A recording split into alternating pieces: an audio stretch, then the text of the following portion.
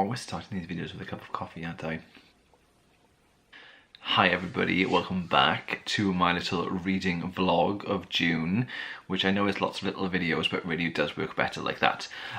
So we are on, we're on the 9th of June, okay, Saturday the 9th of June, and finished The Knife of Never Letting Go, and I'll link those vlogs below.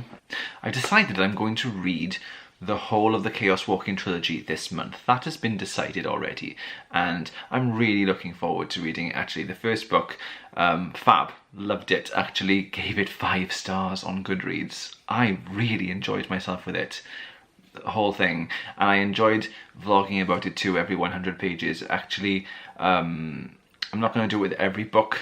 If I read a book and I'm 100 pages in and I think, oh my god, I'm loving this already, I'll probably vlog it and vlog my experience of it, but otherwise I'll just read through and do my normal wrap up. So after reading The Knife of Never Letting Go, I went online and had a little look, so I wanted to order the next 2 volumes in the trilogy, and I saw that Patrick Ness has actually written 3 short stories to coincide with his original trilogy, and they commemorate, or they help to commemorate, the 10-year birthday of the trilogy itself. And the first one is called The New World, so I've read that next. Ooh, that was a little bit of shine, wasn't it? Let's see if I can do that. Can you see that? The New World? I think that says it's The New World. And these are 3 short stories that are available for free on Kindle, and so I got them all, and I've read The New World.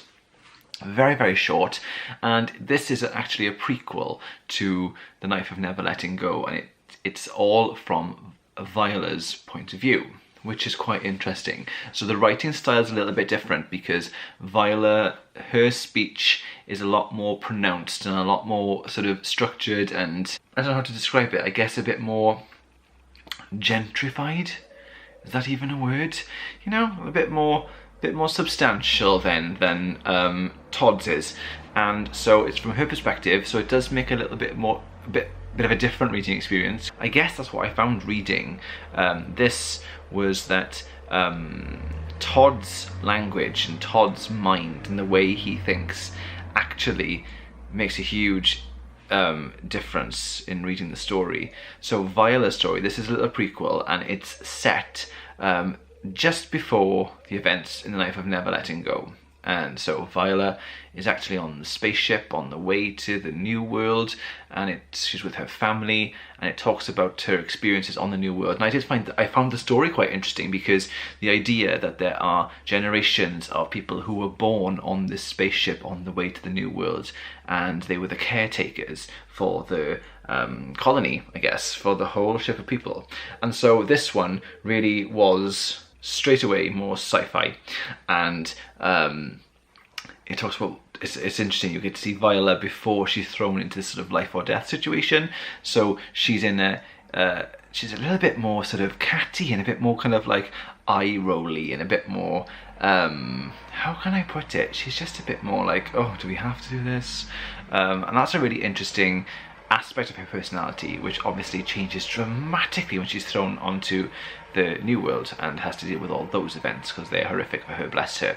But a really nice, neat little short story. Didn't take me very long to read at all. I think I did it in 2 sit-ins. I could have done it in 1, but I did it in 2 sit-ins just to kind of spread out, because I have ordered myself the next 2 volumes in the story. I've ordered them from W.H. Smith's, strangely, because that's where I found them at the most reasonable price.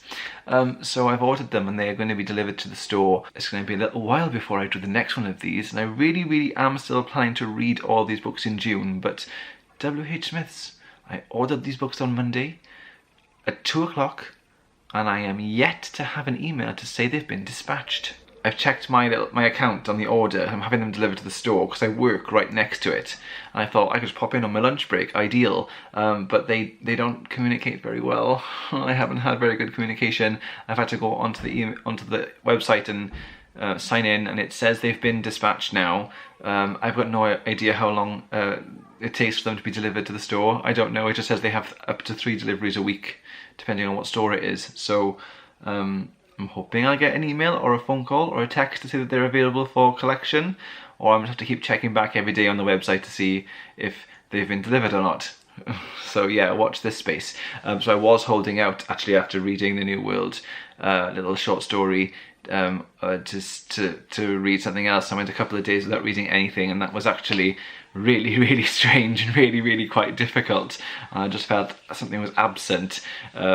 So that was an interesting couple of days, probably because I'm waiting as well for these books to arrive. But I have since started a new book. It's a short one, also by Patrick Ness. So we're having a bit of a Patrick Ness month, and nothing wrong with that. That's where we are. I enjoyed the short story. I liked the little insight into Viola's world before she joined Todd. Yeah, it was quite nice. I liked seeing the family dynamic. I liked seeing some of her friends that she was with. It was just kind of nice. I mean, you don't need to know those things, but it's quite nice to know them. And I think that if they're doing the film, what would be quite nice actually would be if we don't see that story in the film, the first film, and if it's successful and they make the second film, this would make quite a nice kind of opening film scene of her on the spaceship and then ultimately the crash. So that would be quite cool. I think it would be a really good way to reintroduce you to the world. So my plan is to read each short story after each novel.